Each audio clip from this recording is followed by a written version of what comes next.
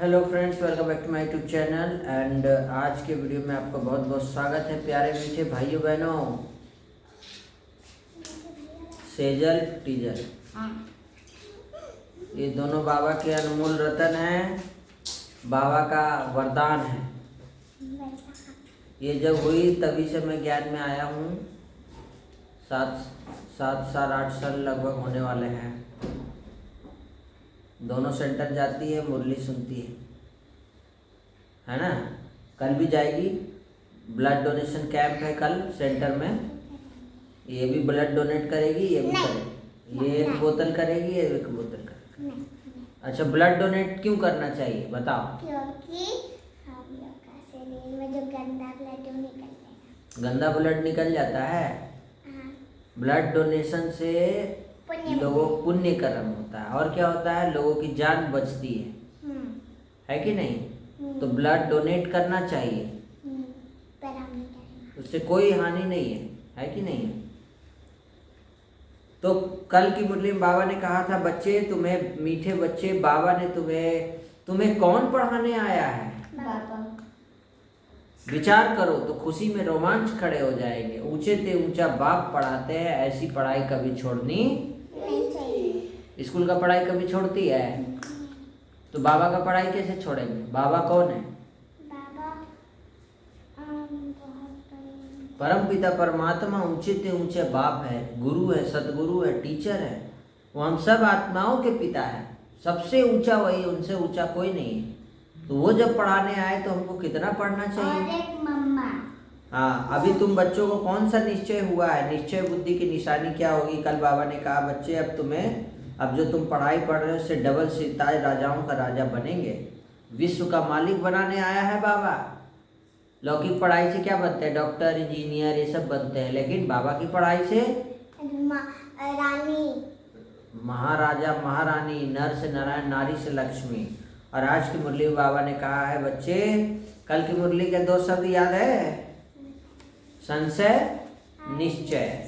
संशय मतलब बाबा में कभी संशय नहीं आना चाहिए। नहीं, बाबा में पूरा भरोसा रखना चाहिए। मेरा बाबा मेरे साथ है तो डरने की। सबका मालिक कौन? बाबा। बाबा का नाम क्या है? बाबा कहते हैं, आज की मुरली में, मीठे बच्चे, बाप आए हैं तुम्हारा ज्ञान रत्नों से श्रृंगार करके वापिस घर ले जाने। घर कहाँ है? घर ले जाने आए। हाँ, परम धाम। फिर राजाई में भेज देंगे तो अपार खुशी में रहो। एक बाप से ही प्यार करो और किसी से नहीं। बाबा आए हम बच्चों को श्रृंगार करने। कौन सा श्रृंगार? कैसे करते हैं? मुरली से, योग से। अपनी धारणा को मजबूत पक्का बनाने का आधार क्या है? बाबा कहते हैं, अपनी धारणा को मजबूत बनाने के लिए सदैव यह पक्का करो कि आज के दिन जो पास हुआ, जो हुआ सो अच्छा हो, जो हो रहा है सो अच्छा हो, और जो होगा अच्छा होगा।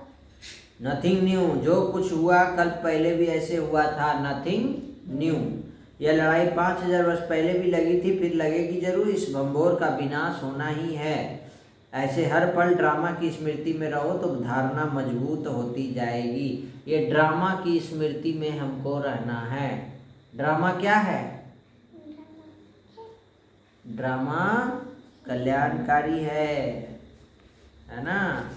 और बाबा ने आज बच्चों को कहा है, बच्चे, अभी हर कर्म ज्ञान युक्त करना है। पात्र को ही दान देना है। पाप आत्माओं से अब कोई पैसे की लेन देन नहीं करनी। योग बल से सब पुराने हिसाब किताब चुकतू करना है। जो हिसाब किताब चुकतू करेगा वो घर चला जाए परम धाम बिना सजा खा के। और जो योग से नहीं चुकतू करेगा तो कैसे करेगा? सजा खा के जाए, भोग से। अपार खुशी में रहने के लिए अपने आप से बातें करना है। क्या करना है? बाबा आप आए हैं हमें अपार खुशी का खजाना देने। आप हमारी झोली भर रहे हैं। आपके साथ पहले हम शांति धाम जाएंगे, फिर अपनी राजधानी में आ जाएंगे। समस्याओं को समाधान रूप में परिवर्तित करने वाले विश्व कल्याणकारी भव, है ना। हम बच्चों को अब एक ही सम्मान लेना है, विजय हमारा जन्मसिद्ध अधिकार है। हम विजयी आत्मा है। हम विजयी नहीं बनेंगे तो कोई नहीं। कौन बनेगा? हम बाबा के बच्चे, और शेर का बच्चा अब बाबा का बच्चा, शिव बाबा का बच्चा है ना, कल्याणकारी, शक्तिशाली। नहीं, शिव बाबा का बच्चा एंजल। तो मेहनत से छूट जाएंगे। बाबा कहते बच्चे सम्मान लो, मैं विश्व कल्याणकारी आत्मा हूँ, है ना। इसी संस्कार से श्रेष्ठ भावना रखना है, और किसी की कमी कमजोरियों का वर्णन करने के बजाय गुण स्वरूप बनो, गुणों का ही वर्णन करो। तो तुम टिया का कोई एक गुण बताओ। अच्छा। अच्छा।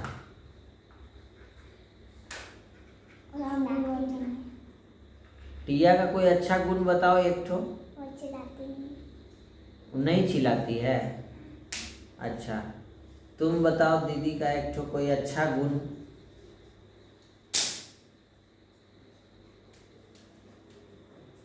जल्दी बोलो, अच्छा गुण बताओ दीदी का। इसको याद, हाँ, देती है। सब चीज इसको जो मांगती है दे देती है। ठीक है, वेरी गुड। तुम अब इसका बुरा गुण बताओ, कोई बुराई बताओ इसका, क्या है इसके अंदर बुराई? चिल्लाती है, क्या करती है?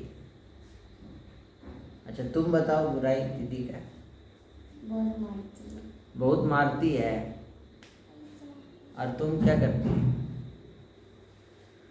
तो बाबा ने कहा किसी की कमी कमजोरियों का वर्णन करने के बजाय गुण स्वरूप बनो, और गुणों का ही वर्णन, हमेशा गुण देखो, किसी का अवगुण नहीं देखना है। तो आज की मुरली से दो शब्द कौन सा है? गुण अवगुण। गुण अवगुण भी ले सकती है, गुण अवगुण भी ले लो, और योगी भोगी भी ले लो। योगी भोगी, और नहीं तो गुण अवगुण। गुण अच्छा गुण उठा लो, अवगुण उठा लो। और आज की मुरली से कहानी लेंगे इच्छा पूर्ति वृक्ष की गाथा। एक घने जंगल में एक इच्छा पूर्ति वृक्ष था। उसके नीचे बैठकर कोई भी इच्छा करने से वह तुरंत पूरी हो जाती थी। यह बात बहुत कम लोग जानते थे, क्योंकि उस घने जंगल में जाने की कोई की हिम्मत नहीं करता था। एक बार संजोग से एक थका हुआ व्यापारी उस वृक्ष के नीचे आराम करने के लिए बैठ गया। उसे पता ही नहीं चला कि कब उसकी नींद लग गई। जागते ही उसे बहुत भूख प्यास लगी। उसने आसपास देखकर सोचा कि काश कुछ खाने को मिल जाता। तत्काल स्वादिष्ट पकवानों से भरी थाली हवा में तैरती हुई उसके सामने आ गई। व्यापारी ने भरपेट खाना खाया और भूख शांत होने के बाद सोचने लगा कि काश कुछ पीने को मिल जाता। तत्काल उसके सामने हवा में तैरते हुए अनेक शरबत आ गए। शरबत पीने के बाद वो आराम से बैठकर फिर सोचने लगा कि कहीं मैं सपना तो नहीं देख रहा हूँ। हवा में से खाने पीने का प्रकट हो रहा है, कभी देखा ना सुना। जरूर इस पेड़ पर कोई भूत रहता है जो मुझे खिला पिलाकर बाद में मुझे खा लेगा। ऐसा सोचते ही तत्काल उसके सामने एक भूत आया और उसे खा गया। इस प्रसंग से आप यह सीख सकते हैं कि हमारा मस्तिष्क ही इच्छा पूर्ति वृक्ष है। आप जिस चीज की प्रबल कामना करेंगे वह आपको अवश्य मिलेगा। आप बोलिए, मैं क्लास में फर्स्ट आती हूँ। बोलो, मैं क्लास में इस बार फर्स्ट आके रहूंगी। मैं बुद्धिमान आत्मा हूँ, मुझे सब याद हो जाता है स्कूल का। तो ये मस्तिष्क ही इच्छा पूर्ति वृक्ष है। आप जिस चीज की प्रबल कामना करेंगे वो आपको अवश्य मिलेगा। अधिकांश लोगों को जीवन में बुरी चीज इसलिए मिलती है क्योंकि वे बुरी चीजों की ही कामना करते हैं। देखो, भूत भूत बोला तो भूत आ गया, खाने बोला तो खाना आ गया, पानी बोला शरबत आ गया। इसीलिए बुरी चीज बोलना नहीं है, नहीं तो बुरा ही होता है।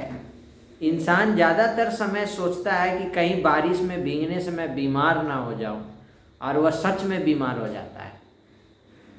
इंसान सोचता है कि मेरी किस्मत ही खराब है, और उसकी किस्मत सचमुच खराब हो जाती है।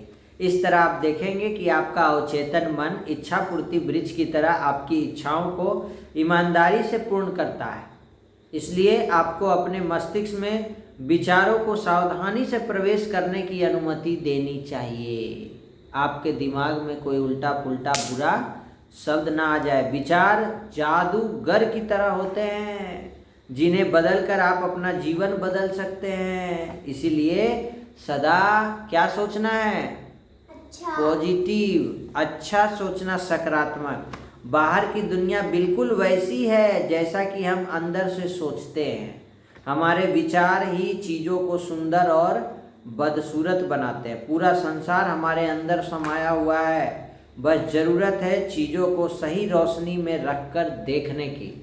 इस कहानी से क्या सीख मिला, आप कमेंट करके बताएंगे, और हमेशा अच्छा सोचेंगे, और कमेंट में कुछ अच्छी थॉट्स भी आप लिखेंगे कि आप अच्छे थॉट्स क्या सोच सकते हैं अपने बारे में, लोगों के बारे में। और बाबा ने जो कहा, गुण स्वरूप बन करके गुणों का दान करना है, गुण देखना है, अवगुण नहीं देखना है, एप्रिसिएट करना है लोगों को। और आज की मुरली से 2 शब्द भी याद रखेंगे, गुण और अवगुण। ये दोनों का लिस्ट बनाइए, गुण और अवगुण। दिन भर हमारे साथ क्या क्या चीज़ें अवगुण रूप के रूप में आई, और दिन भर क्या क्या गुण के रूप में आई, वो दोनों की लिस्ट बनाएंगे, पूरा मुरली कवर हो जाए। ठीक है? गुण अवगुण। योगी और भोगी भी 2 शब्द ले सकते हैं। कौन कौन से योग के अनुसार हुए, कौन कौन से कर्म भोग के अनुसार हुए। मैं लेट से उठे भोगी, जल्दी उठे योगी। ठीक है? ओम शांति। आज की वीडियो में इतना ही, फिर से मिलते हैं नए वीडियो में। सबका कल्याण हो, सबका भला हो, सब शांत रहे, सुखी रहे, निरोगी रहे, पवित्र रहे, नशा मुक्त रहे। ओम शांति।